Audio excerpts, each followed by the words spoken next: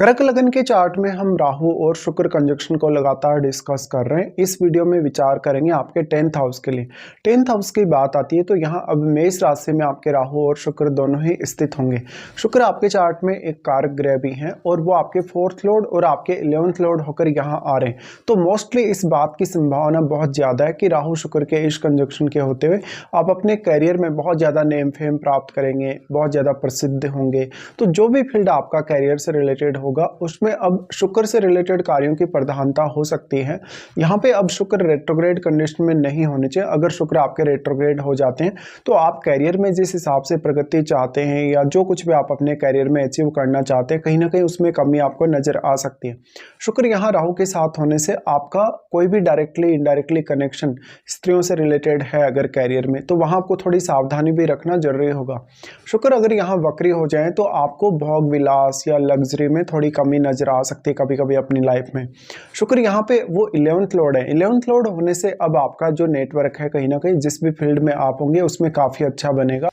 राहु शुक्र के इस कंजक्शन के होते हुए भले ही आप किसी भी प्रकार के प्रोफेशन में हो, किसी भी प्रकार के बिजनेस में भी अगर हो, लेकिन आपकी जो अपेक्षाएं हैं वो बहुत ज़्यादा स्ट्रांग होंगी और उनको आप अचीव करने की भी पूरी कोशिश करेंगे या पूरा करने की भी कोशिश करेंगे।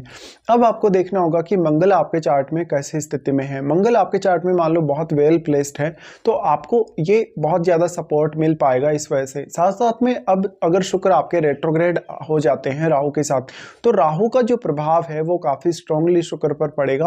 और वैसे तो शुक्र राहु के मित्र ग्रह ही हैं, लेकिन रेट्रोग्रेड होने के केस में फिर आपको स्वयं ज्यादा मेहनत करनी पड़ सकती है कहीं ना कहीं। तो अब आप कहीं ना कहीं अपने घर परिवार के लोगों से थोड़ा डिटैचमेंट महसूस करेंगे और आपका जो सेटलमेंट है कहीं ना कहीं किसी अदर स्टेट में, अदर सिटी में या फॉरेन में होने के चांसेस ज्यादा स्ट्रांग होंगे। आपके चार्ट में अब राहु और शुक्र के साथ यहाँ कोई भी अन्य ग्रह स्थित है तो उस ग्रह पर जरूर आपको विचार करना ही होगा, क्योंकि वो ग्रह आपके चार्ट में जिन जिन भावों को रिप्रेजेंट कर रहा है उन भावों के लिए आपकी अपेक्षाएं भी काफी तीव्र होंगी और उन भावों से रिलेटेड आपको प्लानिंग करना काफी इजी होगा। लेकिन कितना ज्यादा आप प्रभावी होंगे, कितना ज्यादा आप रिजल्ट पा सकेंगे उन भावों से रिलेटेड, तो यहाँ पे आपको मेनली अपने स्वयं के टैलेंट या अपनी क्रिएटिविटी पे ज्यादा ध्यान देने की आवश्यकता पड़ेगी। राहु शुक्र का कंजक्शन आप जितना ज़्यादा क्लोज होगा उतना ही ज़्यादा जो आपके रिलेशनशिप हैं लोगों के साथ या इवन आपकी मैरिड लाइफ, आपके पार्टनर के साथ आपके रिलेशंस, उन पर भी इसका प्रभाव होगा ही होगा। ऐसे केस में आपके अपने पार्टनर से बहुत हाई एक्सपेक्टेशंस होंगी कि वो आपके कैरियर में आपका सपोर्ट करे या आपके कैरियर में वो किसी भी तरीके से आपको योगदान दे। पुरुष होने के केस में आपको पॉपुलैरिटी के चांसेस बहुत ज़्यादा स्ट्रांग होंगे। जिस भी फील्ड में आप होंगे उसमें डायरेक्टली इनडायरेक्टली कोई ना कोई स्त्रियों का कनेक्शन हो सकता है। तो ऐसा होता है तो आप अपना पार्टनर चुनने के लिए भी कहीं ना कहीं वैसी स्थिति में जा सकते हैं जहां पर आप अपने साथ रहने वाले लोगों में से ही अपने पार्टनर का चुनाव करेंगे या साथ रहने वाले लोगों में से कहीं ना कहीं अट्रैक्ट होंगे किसी की तरफ। लेकिन यहाँ आपको बहुत ज़्यादा सावधानी रखने की आवश्यकता है अगर आप ऐसा करते हैं, क्योंकि मोस्टली राहु शुक्र के कंजक्शन में जो पार्टनर है वो इतना रिलायबल होता नहीं है। स्त्रियों के केस में देखा जाए तो क्योंकि आप अब चंद्रमा से रिप्रेजेंट होते हैं, स्त्रियां अगर चंद्रमा से रिप्रेजेंट हो रही तो चंद्रमा एक स्त्री प्लैनेट ही है, तो आपका राहु शुक्र का कंजक्शन आपके ज़्यादा फेवर में काम कर सकेगा और यहाँ शुक्र से रिलेटेड आपकी क्वालिटीज़ काफ़ी इन्हेंस हो रही हैं, काफ़ी मल्टीप्लाई हो रही हैं। तो स्त्रियों को नेम फेम जो मिलने की जो चाहत है वो भी ज़्यादा होगी और उनको नेम फेम मिलेगा भी ज़्यादा पुरुषों की तुलना में। अब आपको देखना होगा कि मंगल आपके चार्ट में कैसी स्थिति में है, साथ साथ में किसी भी अन्य ग्रह का संबंध अगर 10th हाउस से है या 10th हाउस में कोई भी अन्य ग्रह बैठा है तो वो कौन सा ग्रह है। अगर कोई भी ग्रह यहाँ राहु और शुक्र के साथ स्थित है, अगर वो राहु का एक मित्र ग्रह है तो वास्तव में राहु के लिए वो और भी ज़्यादा सपोर्टिव बन जाएगा और राहु क्योंकि उस ग्रह की क्वालिटीज़ को मल्टीप्लाई करेंगे तो वो ग्रह आपके चार्ट में जिन जिन भावों को रिप्रेजेंट कर रहा है उनकी क्वालिटीज़ को आप अपने कैरियर के लिए काम में ले सकेंगे। यहाँ पे अब आपको उन रिश्तों से भी काफ़ी हद तक सपोर्ट मिल सकता है जो रिश्ते आपके उन भावों से जुड़े हैं जिनका कोई भी ग्रह स्वामी होकर यहाँ आपके 10th हाउस में आ गया। अब 10th हाउस में आपके भले ही कितने भी ग्रह बैठे हों, शुक्र के साथ भी अगर यहाँ कोई अन्य ग्रह बैठा हो, वो ग्रह अगर वक्री होंगे तो उस केस में राहु का प्रभाव उन पर बहुत ज़्यादा स्ट्रांगली पड़ेगा। शुक्र आपके चार्ट में 11th लॉर्ड है। 11th लॉर्ड होने के केस में जहाँ तक जिस भी फील्ड में होगा तो ऐसा राहु काफ़ी इल्यूजन भी देता है कभी कभी आपको। तो शुरुआत में आपका कैरियर उतना स्टेबल आपको नज़र नहीं नहीं आता कभी भी।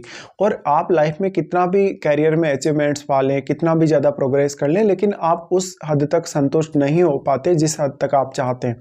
तो यहाँ आपको अपना जो योगदान है, अपना इंडिविजुअल जो परफॉर्मेंस है वो देना ही होगा आपको करियर में।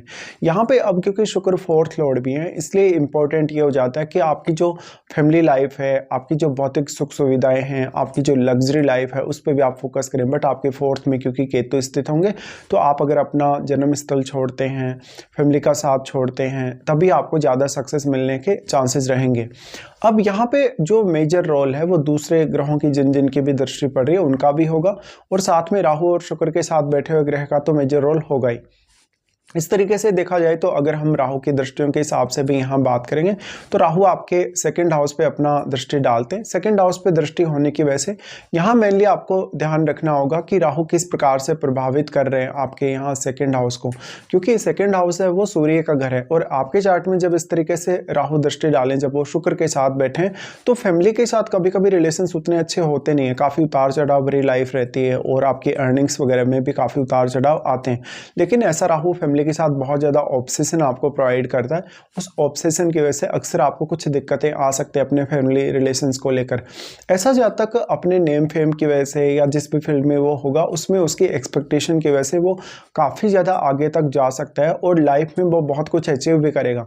लेकिन जितनी ज़्यादा आपको सफलता मिलती जाएगी, आपकी जो चाहत है स्वयं को लेके, अपने प्रोफेशन को लेके या अपने रिश्तों को लेके, वो उतनी ज़्यादा तीव्र होती जाती है। तो यहाँ राहु के पास कोई लिमिट नहीं है, और जब भी लिमिट नहीं होगी तो कहीं ना कहीं आपको सेटिस्फेक्शन पाना बहुत ज़्यादा मुश्किल होता जाएगा। तो इस वजह से फैमिली के साथ रिश्ते बिगड़ने की संभावना भी उतनी ही प्रबल होगी।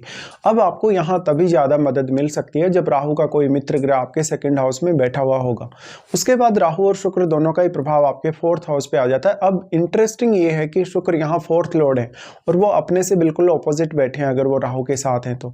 ऐसे में फोर्थ हाउस में जो केतु बैठा है वो सारी की सारी एनर्जी यहाँ एब्जॉर्ब कर रहा है, और वो राहु का एनर्जी तो एब्जॉर्ब कर ही रहा है, यहाँ जो शुक्र का प्रभाव पड़ रहा है उसको भी वो एब्जॉर्ब कर रहा है। लेकिन वास्तव में राहु का जो प्रभाव है, यहाँ पर राहु का प्रभाव जो केतु पर जो पड़ रहा है, वास्तव में यहाँ 180 डिग्री का एंगल है, तो राहु का प्रभाव उतना अधिक नहीं पड़ रहा केतु पर जितना कि शुक्र अब प्रभाव डाल सकते हैं, क्योंकि शुक्र की क्वालिटीज आपकी बहुत ज्यादा मल्टीप्लाई हुई, और वैसे भी जो आपका फोर्थ हाउस है वो शुक्र का ही घर है। ऐसे में शुक्र का प्रभाव कुछ हद तक ज्यादा रहेगा केतु पर। इसके साथ साथ केतु के साथ बैठे हुए प्लेनेट को देखिए, केतु के साथ जो भी प्लेनेट आपके अब फोर्थ हाउस में आ गया वो प्लेनेट कहीं ना कहीं डिक्रीज हो रहा है, उसकी क्वालिटीज डिक्रीज हो रही है, और वो आपके चार्ट में जिन भावों का स्वामी है उन भावों से आपको कोई सपोर्ट की उम्मीद नहीं होगी, या अगर आप कोई ऐसा फैसला भी लेंगे या उन भावों से कुछ अपेक्षा भी रखेंगे तो हो सकता है वो आपकी अपेक्षाएं उस वे में वर्क ना करें। उसके बाद यहाँ राहु का प्रभाव आ जाता है आपके सिक्स्थ हाउस में। हाँ, यहाँ पे राहु आपको कुछ हद तक प्रोटेक्शन देने का काम जरूर करेंगे, लेकिन ये इनके लिए नीच का घर है, तो यहाँ आपके वो एफर्ट को काफ़ी ज़्यादा बढ़ा देते हैं। कभी कभी आपको बहुत ज़्यादा इल्यूजन भी रहेगा, इल्यूजन की वजह से आप गलत फैसले लेने के लिए बाध्य होंगे।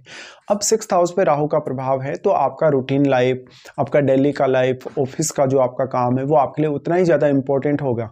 जितना ज़्यादा आप इसको वेल प्लान करेंगे उतना ही ज़्यादा आपकी लाइफ बेटर होगी, कैरियर में आपके प्रोग्रेस भी उतनी ही ज़्यादा बेटर होगी। बट जब शुक्र की बात करते हैं हम राहु के साथ होने की, तो वहाँ पर आपके सारे के सारे रिश्ते, इवन मैरिड लाइफ, आपके फैमिली रिलेशंस, वो आपके लिए बहुत ही ज़्यादा मैटर करते हैं। इस वजह से अगर यहाँ किसी भी अन्य प्लैनेट का प्रभाव नहीं है या आपका मंगल बहुत वेल प्लेस्ड है चार्ट में, तो कुछ हद तक आप अपने घरेलू जीवन को भी अच्छे से संभाल सकते हैं।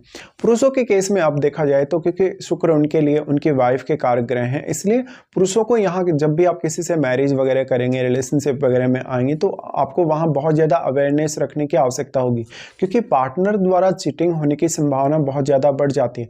भले ही आपको राहु कैरियर के मामलों में कितना भी सपोर्ट कर रहा हो, डेली लाइफ में आपको कितना भी सपोर्ट कर रहा हो, या लाइफ में आने वाली चुनौतियों से वो कितना भी ज़्यादा आपको प्रोटेक्ट कर रहा हो, इस हिसाब से फिर आपको अपनी महादशा पर भी विचार करना चाहिए। आपको जो भी पर्टिकुलर अभी महादशा चल रही है वो आपको कौन से एज पीरियड में आने वाली है, उसका भी आपके लिए बहुत ही ज़्यादा अहम रोल होगा।